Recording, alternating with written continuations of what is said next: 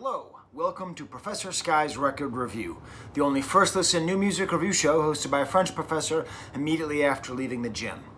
Today I actually recorded after taking a shower, so I got kind of Egbert hair. What are you gonna do? It's like episode 218, 219, I don't really pay attention, but I'm actually recording in the basement here, and you're gonna hear some ambient noise from the heater. The lighting's not very good, and this is sort of intentional. This is a grimy episode. This isn't your upstairs kind of episode. This is your unfinished basement kind of episode, because I'm reviewing Snails and their album, World of Slime. Let me set the picture for you, what kind of music this is. Let's imagine you're in your beautifully lit room, sun streaming in. Your gorgeous wife is on the bed, cuddling with your sweet, tan, and rested dog.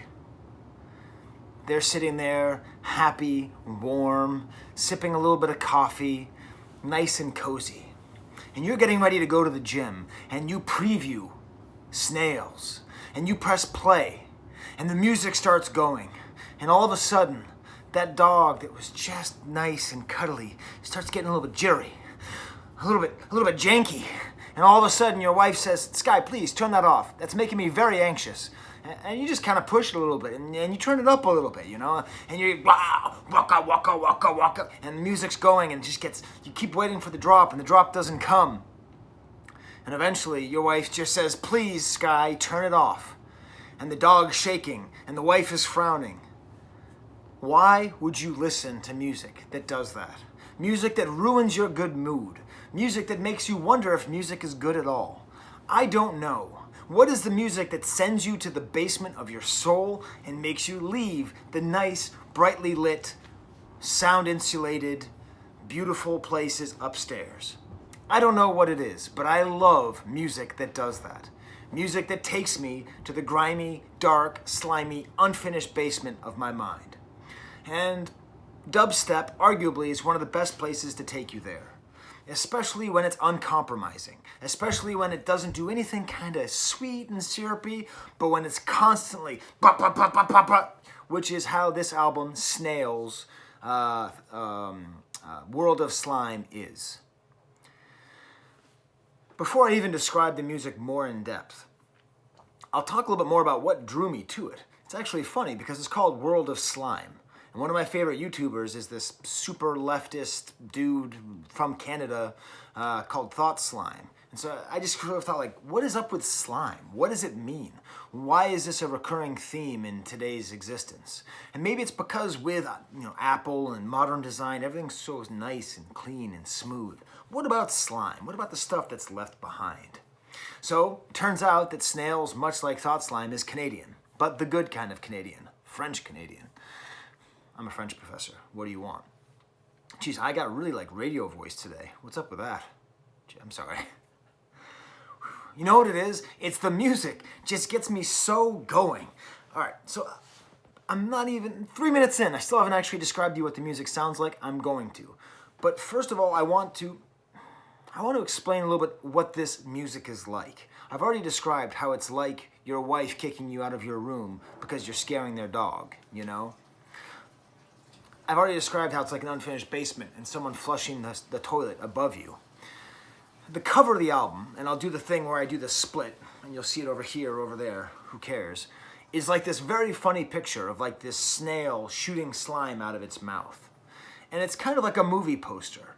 And the album itself starts off with a very cinematic blah, like the blah style from Inception, the James Horner, just giant horn hit. And there's a very cinematic feel to the point where the last song on the album brings narrative to the whole thing. It's called The Snail-Elephant, and it's all about this giant snail that's wreaked havoc and basically destroyed the entire world. If that sounds kind of gross and kind of silly, well then you're in the right mode for this album. It's kind of gross and kind of silly. I did very minimal research, as always. I just click on the artist info on title, and it says that he refers to his music as vomit step. I mentioned that to my wife, and she said, "Please don't ever say that again." Like, I cannot tell you how much my wife dislikes this music. She won't even watch this video. I almost want to tell you what I'm getting her for Christmas, That's how much she won't watch this video, but I'm not going to. But it has to do with music. You'll see in a couple days. So it's very cinematic, and it's got this cover, and I realized this whole album is the soundtrack to Godzilla vomiting. So this guy loves vomit. He loves the sound of vomit, like in 3 or 4 different tracks. It's like these really gross sounds. But like this image that you see on the front here with Godzilla, you know, this Godzilla snail. It's like, you know that sound that Godzilla makes? You know that sound, that amazing sound? Like that super heavy metal breaking sound? Imagine the sound of Godzilla throwing up. And that's what this record is. And if you think that sounds bad, then just skip this record. But if you hear that and go, yeah, what does Godzilla vomiting sound like? This is the record for you. I really enjoyed it. It is highly disagreeable, highly upsetting, very energetic, very pumping. So this is what I'm going to do. I'm going to play you a little bit from the first track, Grime Rate. It announces very much the entire album right off the start. And what's interesting is, you know, with dubstep, you're basically always waiting for the drop, you know? Like, things are building up, like, and then you wait for the waka, waka, waka stuff, right? On this track, and on most of this album, he brings you up to the drop, and then when you think it's going to drop out, it just speeds up, and like the screw just keeps turning and turning and turning, until you feel like you just can't take it anymore. And then he'll maybe give you the drop. So let me just play you a little bit of this, just a little segment here, 14 seconds, avoid the copyright strikes, and I'll insert it right here. Switch. Now you can...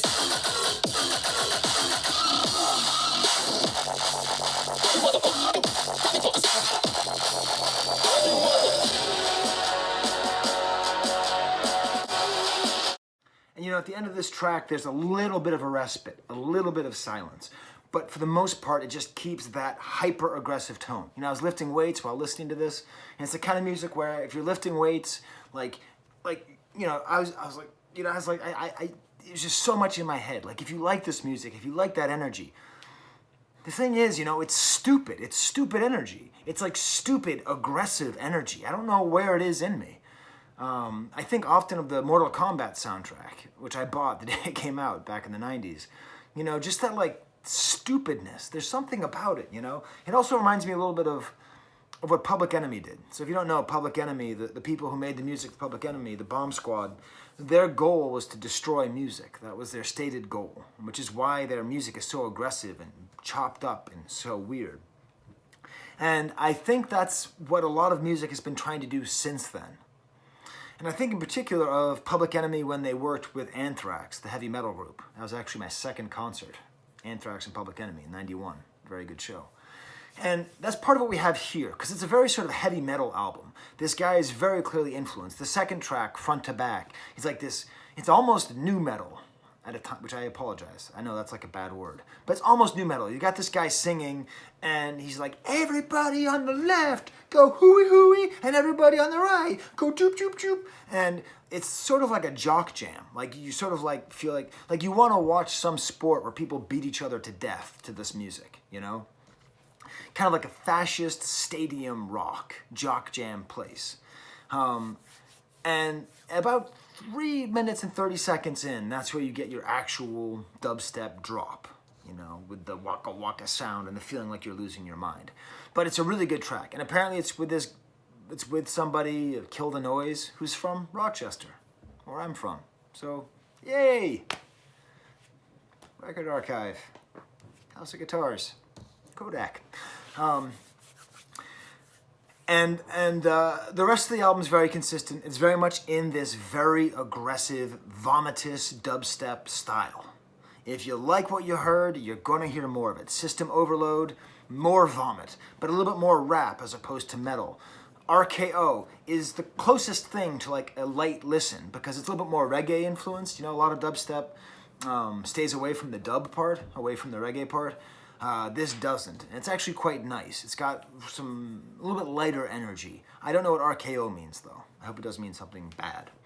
Tear It Up is like another sort of like jam. They're like party jams. Most of this record's like, get on the floor and dance. And it has this weird mixture of this kind of soaring keyboard part, which is then matched with the sound of somebody throwing up in the background. I'm telling you, this dude loves vomit. What? Why am I reviewing this? Have you been watching me for like 6 minutes talking about vomit? I'm sorry. The track Snail Clops is interesting. It goes into a little bit of different direction. It's a little bit more like broken up. It's like more staccato. And it has all these like cool sound effects like warning, decompression, warning, for that kind of sci-fi feel, which is embodied by the final track, which is that one which is, about the snail-elephant, which is really quite goofy.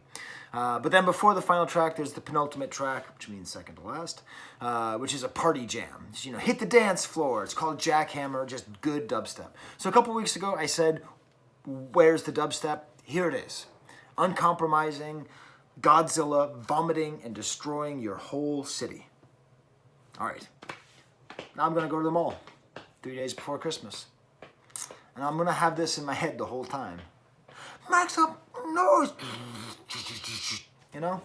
Sometimes you just need that. You need that sound. All right. Till next time, there's the camera. And one more thing.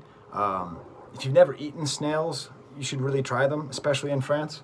The main thing is that they are they are a vehicle for garlic and butter. That's when they're done well. Snails with garlic and butter. Very tasty.